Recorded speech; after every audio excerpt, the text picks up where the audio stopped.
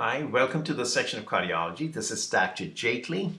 In this video clip, I'll be talking to you about regurgitation and stenosis in a valve.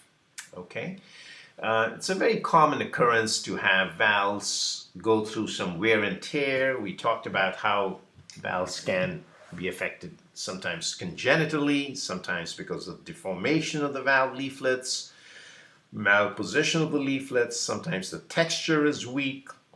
So numerous causes, but within the scope of this video clip, I'll be trying to explain to you what is a regurgitation and what is a stenosis. So let's understand the first normal function of the heart. Left atrium, for instance, now let's concentrate on the left first. So left atrium squeezes the blood into the left ventricle. Mitral valve, which is on the left side, will stay open, because during the time in the valve, the blood is passing from left atrium to left ventricle, these valves should stay open. Now, when the left ventricle has its turn to contract or squeeze, it sends blood up into the aorta and into the rest of the body. What will happen to the mitral valve? Those should shut close, because this way no blood goes back. It's called no regurgitation, and all the blood that's emptied out from the left ventricle has only one choice, and that is going up the aorta. Okay, so once again, left atrium squeezes the blood via the mitral valve into the left ventricle, but when the left ventricle contracts, the mitral valve will close and the aortic valve will stay open and send the blood up into the aorta. So no blood regurgitates back. That's a normal phenomenon. Now let's shift to the left side of the panel. The left side of the panel, I'm only looking at the left side of the heart. The right side, let's ignore it for a second. So let's do the left side of the heart. Here's your left atrium, and this is your left ventricle. Now, sorry, it's a little busy slide, but let's do this side first. Here's the mitral valve. Now, the mitral valve, as I've tried to show you, they're not normal valves like these, but they're thickened and somewhat redundant in that they don't close fully. So now, because obviously this is a problem here with the mitral valve, it's a problem mitral valve. So when the left atrium empties, the blood will come to the left ventricle. But now when the left ventricle contracts, it should send all the blood up into the aorta, correct? Yes.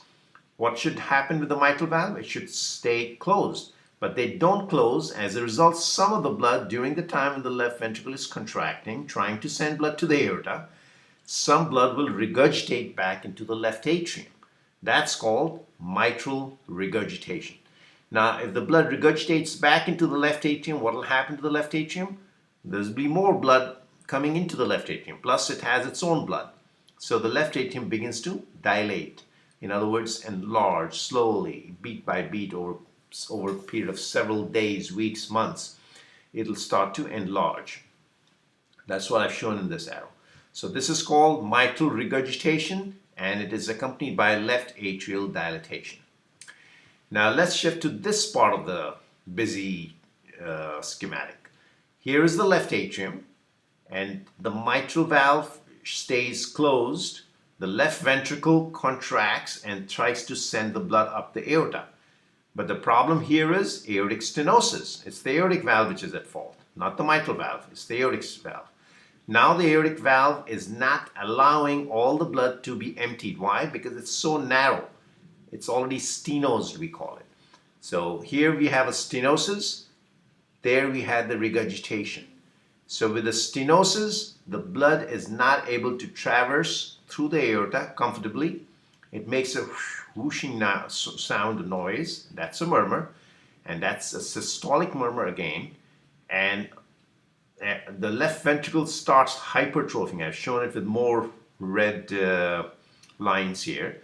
It starts hypertrophying, or the muscle increases in mass. So the left ventricle is bigger than the one in the mitral regurgitation. Here the left atrium is bigger, and in aortic stenosis the left atrium is not as big initially, but may later on become bigger. So just to let you know, here the mitral valve closes well, but the aortic valve is stenosed or narrow, so the blood is not able to be pushed into the aorta comfortably. Here, in the mitral regurgitation, the blood is returning back to the left atrium, and actually it should not. There's no reason for the blood to go backwards. It should all empty into the aorta, but because the valves are incompetent or regurgitant, we call it, Therefore, these valves send the blood goes through these valves into the left atrium. So anyway, regurgitation of the valve basically implies blood flowing backwards. Stenosis implies blood passing through a narrowed valve, like I just showed you. And in both the valve conditions, the heart has to work harder. Remember, in regurgitation, the involved chambers will tend to dilate, like I've shown you here.